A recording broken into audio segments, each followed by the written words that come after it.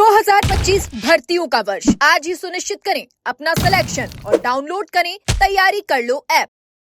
नमस्कार, एजुकेशन नगरी की खास पेशकश एजुकेशन बुलेटिन में आपका स्वागत है। मैं हूं आपके साथ विनीत। तो चलिए रुक करते हैं शिक्षा जगत की तमाम बड़ी खबरों की ओर। एसआई भर्ती 2021 पेपर लीक मामले में लगातार सुनवाई जारी है। आज भी कोर्ट में सुनवाई जारी रही और अब मंगलवार को भी सुनवाई जारी रही। आज हुई सुनवाई में एसओजी के सरप्राइज टेस्ट पर बहस हुई, जिसमें हाईकोर्ट ने ट्रेनी एसआई के सरप्राइज टेस्ट को लेकर जवाब मांगा और एसआईटी प्रमुख को भी अपना पक्ष रखने के लिए बुलाया है। ऐसे में मंगलवार को कोर्ट में एसओजी के एडीजी वीके सिंह भी मौजूद रहेंगे।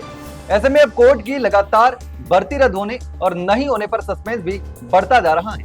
हालांकि सरकार की राय बदलने को लेकर हाईकोर्ट सख्त नजर आ रहा है। अब सभी की नजरें कोर्ट के अंतिम फैसले पर टिकी हुई है कि आखिर अब कोर्ट क्या फैसला देता है। राजस्थान में एक बार फिर परीक्षा पेपर लीक और फर्जीवाड़े के आरोपों ने तुल पकड़ लिया है।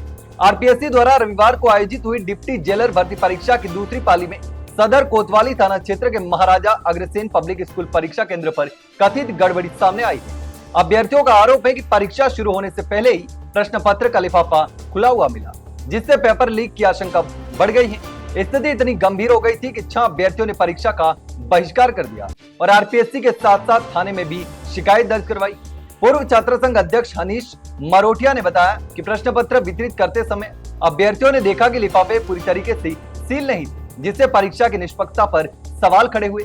वहीं आरपीएससी सचिव रामनिवास मेहता ने आरोपों को खारिज कर दिया। हालांकि अब देखना होगा कि आगे इस मामले में होता क्या। राजस्थान में इस समय आरपीएससी और आरएसएसबी की कई भर्ती पाइपलाइन में है, लेकिन बेरोजगार युवाओं का इंतजार खत्म होने का नाम नहीं ले रहा। 2025-26 में घोषित भर्तियों की अब तक जमीनी स्तर पर कोई भी ठोस कार्रवाई नजर नहीं आ रही। जनवरी से जुलाई 2025 तक आयोग को केवल 35 पदों की ही अर्थनाएं प्राप्त हुई है, जो बीते वर्षों के मुकाबले बेहद ही कम है।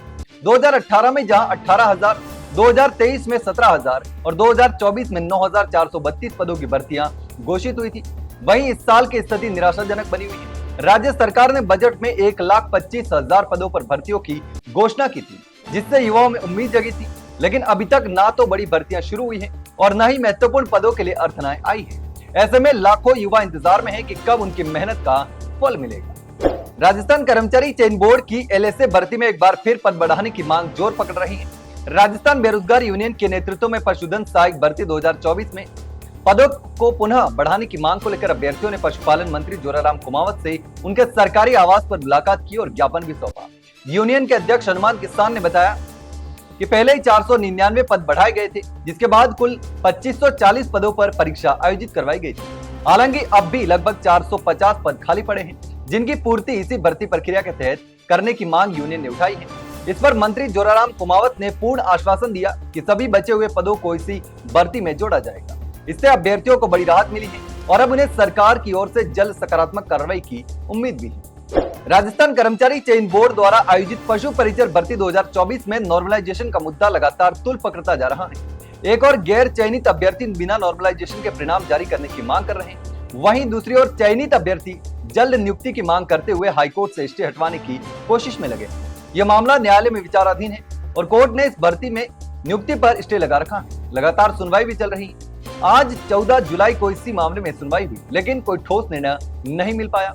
कोर्ट ने अगली सुनवाई के लिए बुधवार 16 जुलाई की तारीख तय की है।